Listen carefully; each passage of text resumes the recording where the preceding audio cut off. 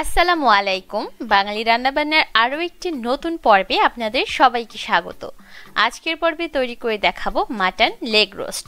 যারা মনে করেন মাটন লেগ রোস্টটা ঘরে তৈরি করা খুবই সময় সাপেক্ষ আর জটিল একটা ব্যাপার, তারা চাইলে আমার আজকের রেসিপি ফলো করে দেখতে পারেন।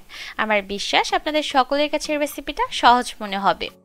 মাটন লেগ রোস্ট তৈরি করার জন্য প্রথমে একটা মশলা তৈরি করব। তার জন্য একটা বাটিতে নিয়ে নিলাম আধা টেবিল চামচ হলুদের গুঁড়া, মরিচের গুঁড়া নিয়ে নিলাম 1 টেবিল চামচ, জিরার গুঁড়া নিয়েছি 2 চা চামচ, গরম মশলার গুঁড়া 2 চা চামচ আর ধনিয়ার গুঁড়া নিয়েছি আধা টেবিল চামচ।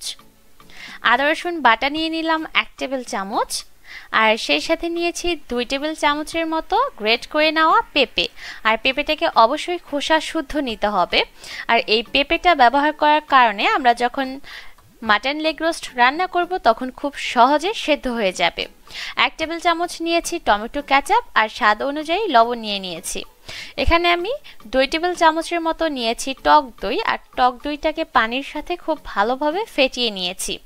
এবার এই সবগুলো মশলাকে একসাথে ভালোভাবে মিশিয়ে নিতে হবে। চাইলে হাতের সাহায্যেও মিশিয়ে নিতে পারেন, আবার চাইলে চামচ ব্যবহার করেও এই মশলাগুলোকে একসাথে মিশিয়ে নিতে পারেন। মশলাগুলো মিশিয়ে নেওয়া হয়ে গেলে চলে যাচ্ছি পরবর্তী স্টেপে। মাটন লেগ রোস্ট তৈরি করার জন্য প্রথমেই আমি মাংসটাকে খুব ভালোভাবে পরিষ্কার করে পানি দিয়ে ধুয়ে নিয়েছি। তারপর মাংসটাকে এভাবে করে ছুরির সাহায্যে চিড়ে নিয়েছি। আর খুব ভালোভাবে চিড়ে নিতে হবে যাতে করে একদম হাড় পর্যন্ত পৌঁছে যায়। এতে করে আমরা যখন খাসির রানের মধ্যে মশলা মাখাবো, মশলাগুলো খুব ভালোভাবে রানের ভিতর পর্যন্ত ঢুকতে পারবে। এবার চারিপাশে আমি তৈরি করে নেওয়া মশলাটাকে লাগিয়ে নিচ্ছি। খুব বেশি পরিমাণে লাগিয়ে নেওয়ার প্রয়োজন নেই, যতটুকু প্রয়োজন ঠিক সেই অনুযায়ী লাগিয়ে নিতে হবে। আর মশলা লাগিয়ে নেওয়া হয়ে গেলে এই মাংসটাকে আমি ম্যারিনেট করে রেখে দিব কমপক্ষে 2 ঘন্টার মতো।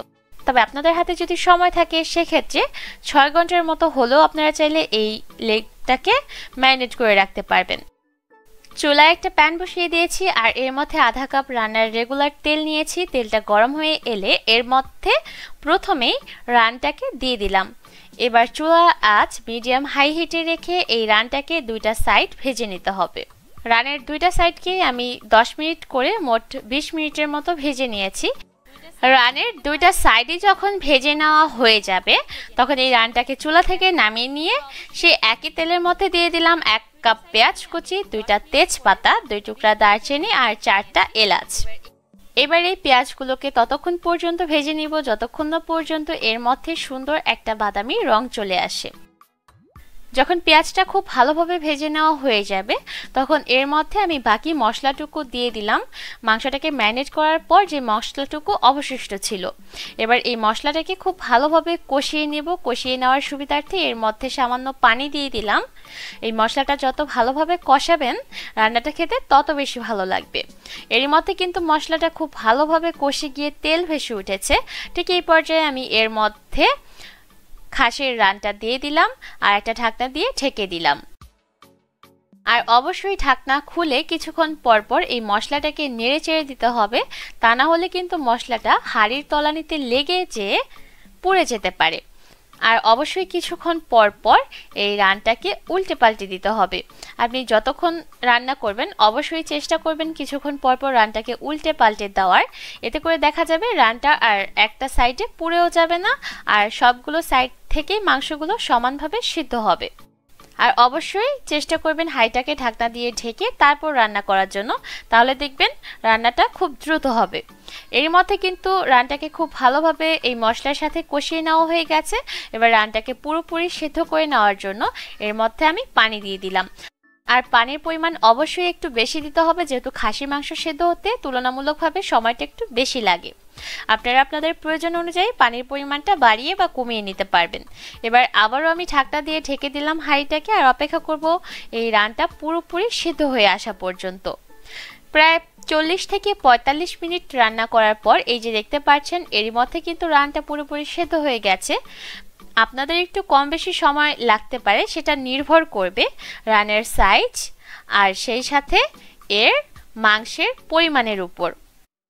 এরই মধ্যে কিন্তু মাংসটা খুব ভালোভাবে সেদ্ধ হয়ে গেছে। এবার আমি উপর থেকে মশলাগুলো এভাবে করে মাংসের উপর দিয়ে দিচ্ছি।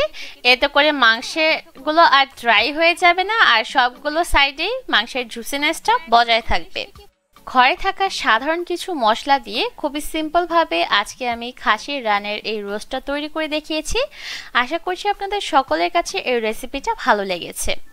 যারা মাটন লেগ রোস্ট ঘরে রান্না করতে অনেকটা ঝামেলার মনে করেন, তারা চাইলে আমার আজকের রেসিপিটা ফলো করে দেখতে পারেন। আমার বিশ্বাস আপনারা হতাশ হবেন না। আশা করছি আমার আজকের এই সহজ রেসিপি আপনাদের কাছে ভালো লেগেছে। বাড়িতে অবশ্যই রেসিপিটা ট্রাই করবেন। আজকের মতো এখানে বিদায় নিব। সবাই অনেক ভালো থাকবেন। আল্লাহ হাফেজ।